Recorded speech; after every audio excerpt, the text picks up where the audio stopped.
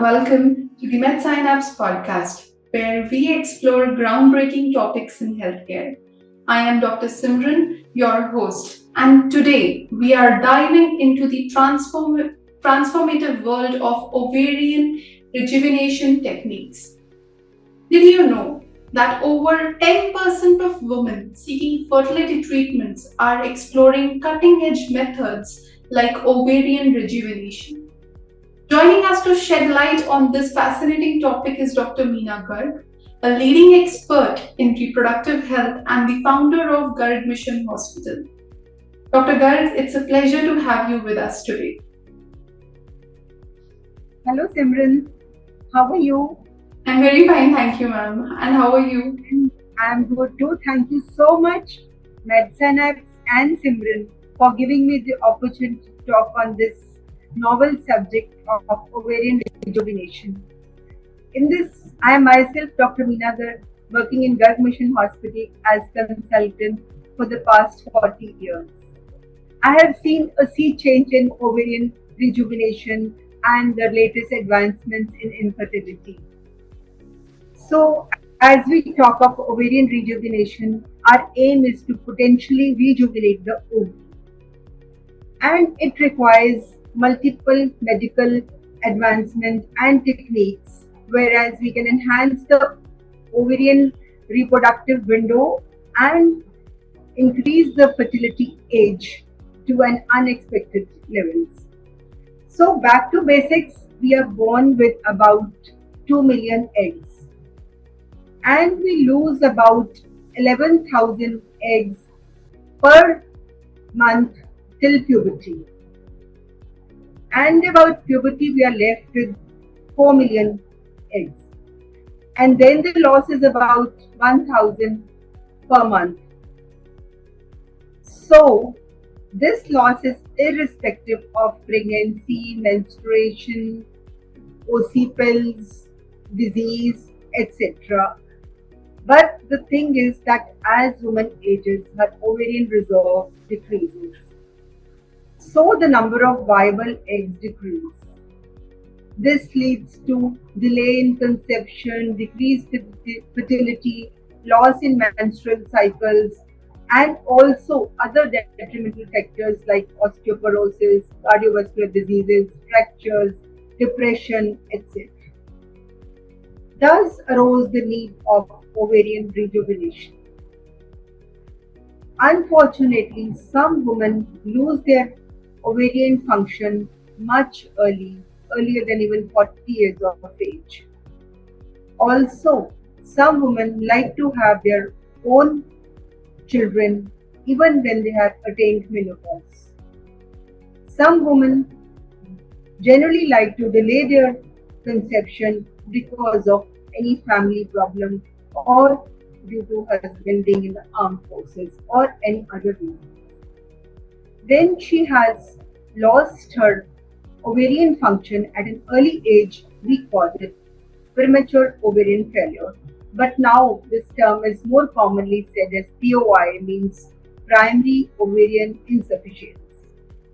Also, when she has lesser number of eggs than the woman of her age at that point of time, it's called diminished ovarian reserve.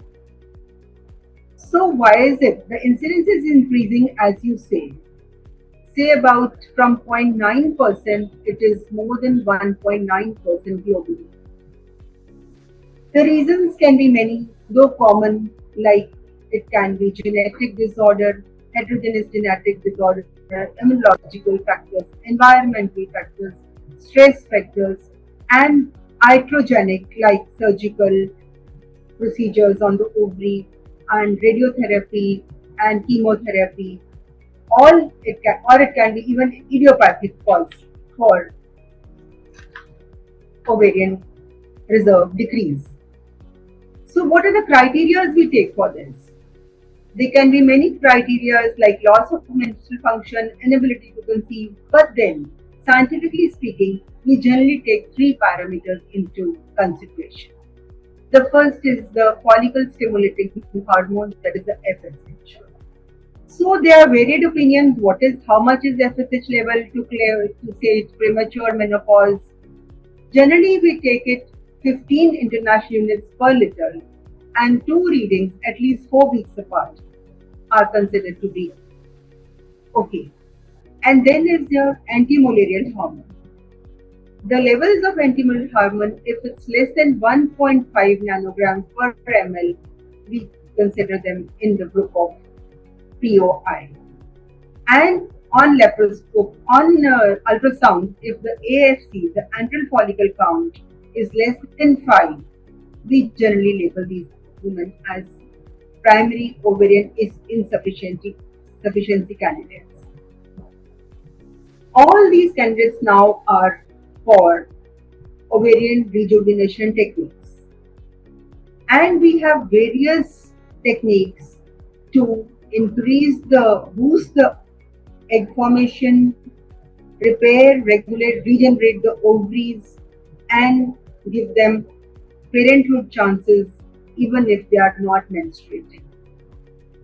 So, more logically we speak, we have various methods. If you ask, I'll tell you the various different methods of ovarian rejuvenation. So basically, traditionally we used to use hormone therapy. Hormone therapy would stimulate the ovaries to produce eggs. So clomiphene and FSH were commonly used, but they had their own reservations, and they were not increasing the health of the ovary. They could just push the ovaries to produce eggs. Then came the plasma-rich platelets. This platelet-rich plasma was commonly known as PRP, is becoming very common to induce ovarian rejuvenation. This process is very simple. Patient's blood is processed and concentrated and treated with different ingredients to give a plasma rich in growth factors, which is intra-ovarianly transfused. So this can repair and rejuvenate the ovarian tissue. Then came the stem cell therapy. It is an exciting, controversial therapy. It involves using stem cells, either derived from patient's own blood or from other sources. What do? They regenerate the ovarian tissue. The goal is to stimulate the ovaries to produce eggs, but we will delve into this later in the talk. Then is ovarian cortex fragmentation.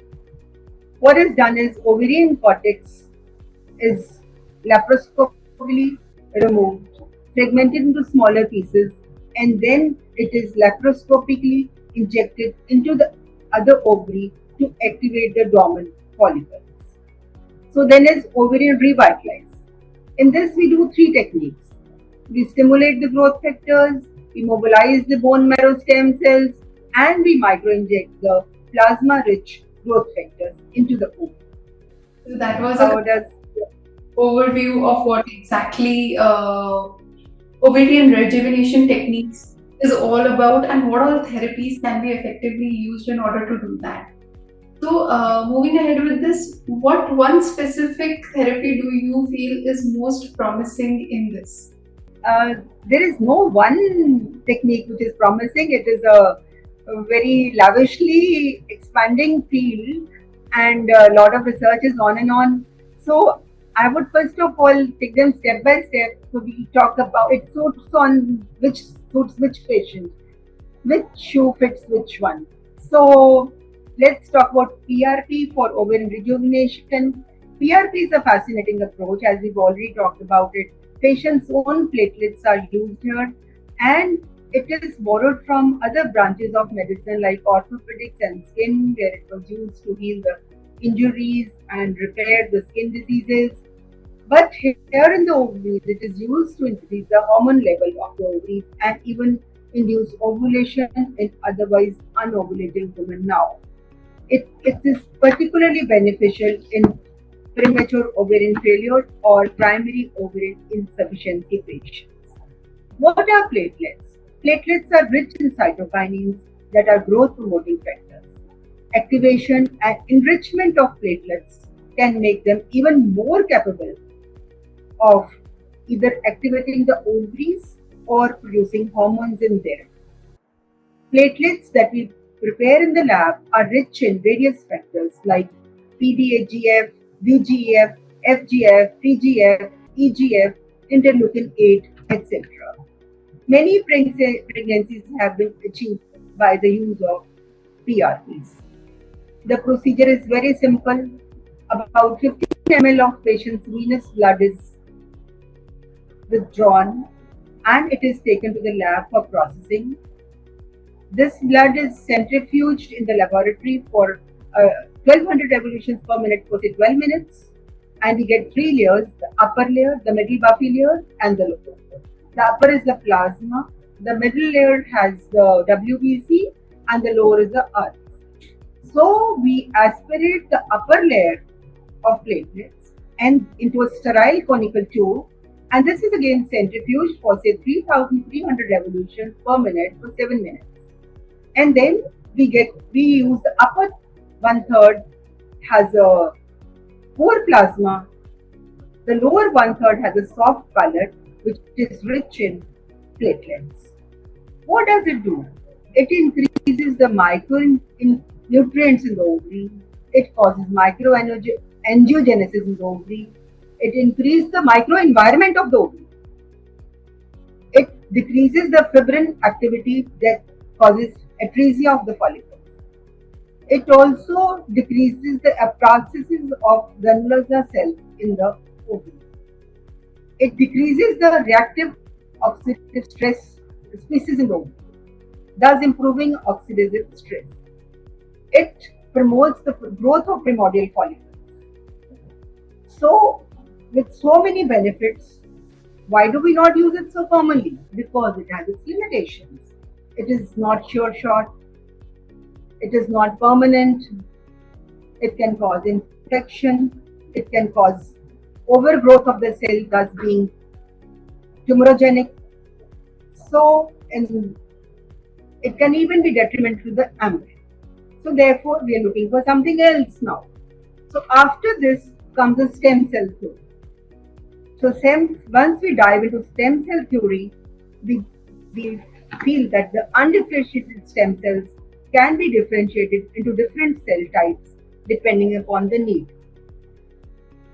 This can be a powerful tool for regenerative medicine, where we can regenerate ovaries to create new eggs and improve the ovarian function and even pregnancies. But this technology is again in infancy. The stem cells are classified into embryonic stem cells and into mesenchymal cells, adipose tissue stem cells, menstrual blood stem cells, umbilical cord stem cells, amnion stem cells, amniotic fluid stem cells, placenta stem cells, and pluripotent stem cells, which are ideal because they increase angiogenesis, they restore follicles, they restore corpus luteum, and they even repair the ovarian damage. So, why is this? What are the evidences to support the effectiveness of stem cells? The evidence are that we have seen many pregnancies after stem cell therapy, though not too many. We will come later when we discuss about the successes of stem cell therapies, but it does have its potential risks. They can be like it is an invasive procedure. It is invasive and it is costly. It is not without risk of infection, and can also be tumorigenic, and it is not permanent, and it is not sure shot as well. So when we weigh the advantages of being granulosa apoptosis because of angiogenesis, anti-inflammatory, it improves the ovarian function, but then their disadvantages lead to its limitations in its use in general population. And now then we come to traditional methods of hormone. Role of hormones in ovarian rejuvenation. Hormones have been age-oldly used to push the ovaries to produce more eggs. But what about the quality of the eggs? We can't improve the quality of the eggs. We push the ovaries till they become insulted or tired. And then when we switch to other methods, they take a long time to regain their general health back. So that's why the hormone therapy alone is not very much helpful nowadays alone. In conjunction and with right balance of combination of therapies, it can give very good results. Then we have other hormones like not only clomiphene, FSH, estrogen, progesterone, we have androgens. Ovaries are under the influence of the egg formation is under the influence of androgens for 3 months of their period. The first 2 months are basically androgen based. So, keeping this in mind, various androgen preparations were tried to be used. One of them, which commonly available, is testosterone gel. But its use it's warranted to be used without proper medical guidance, and when to use, how long to use. So, then comes DHEA, dehydroepiandrosterone. This is also an androgen producing hormone or drug which gives promising results. It is simpler but it has to be used for a very long time. So there is a marginal benefit, and the time lost in the delay in the treatment so can do more harm than good. Then come some nutritional supplements. So nutritional supplements like CQ210 has been widely used nowadays, but the results are for a long time, and then time wasted again to time gain is important. The balance has to be kept.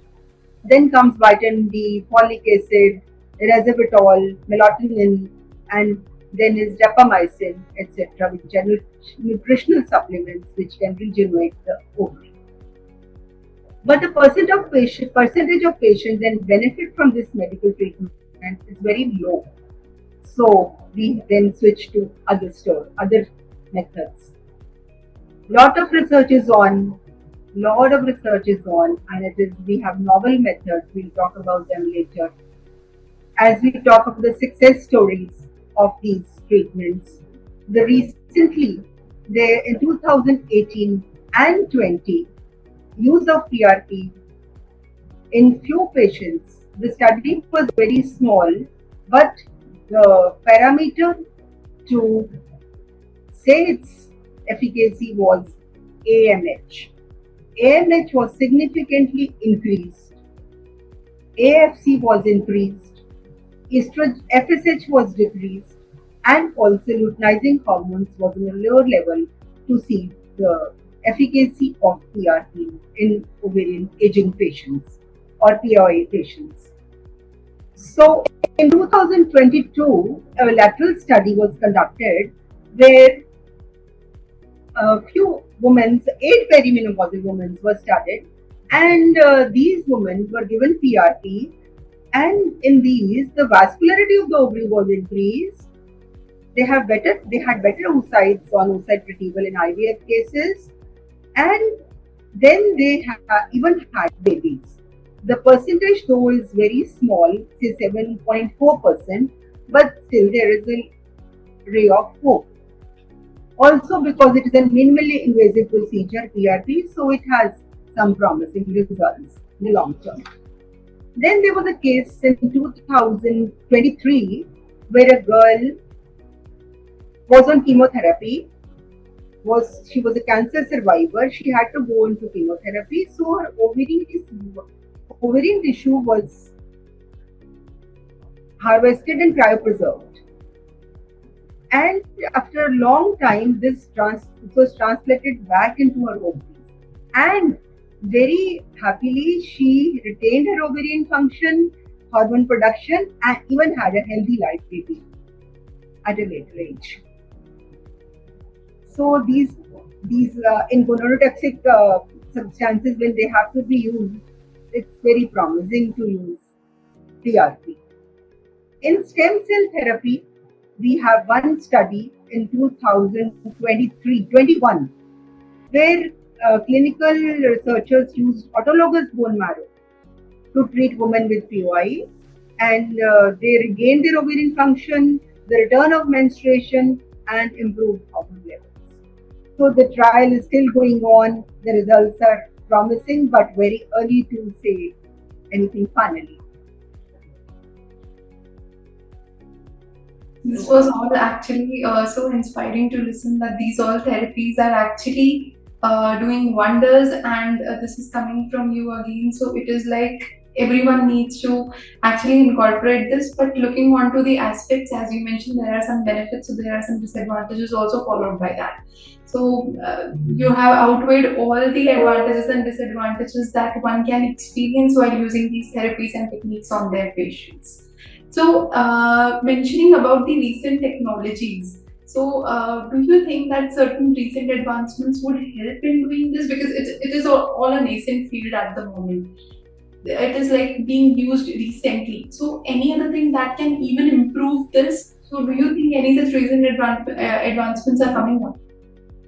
Oh yes, Simran, when you gave me the chance to study on this ovarian rejuvenation, since infertility is my passion to treat infertile patients, and it was really, really inciting and exciting to read about new methods that are coming up. And I was really, really mesmerized to read about gene therapy. This is a gene therapy is to protect the cells against cell death. So aging, in any case, is inevitable otherwise. Yes. But ovarian aging is especially uh, like concern to us because ovaries not only give menstrual function, estrogens, but it is also a hope for parenthood. To have their own genetic offspring is a hope for the woman at any age. Yes. So to regain the ovarian health, ovarian function, and protect the ovary against cell death, came up the gene therapy. So gene therapy, it is gene editing, gene delivery.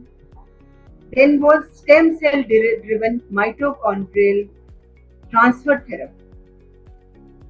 Mitochondria, like DNA, are very rich in adenophosphate triphosphate, ATP, which is the main energy giving ingredient. So the decline in mitochondrial function or dysfunction in the mitochondria could induce aging and decline the ovarian function. Thus we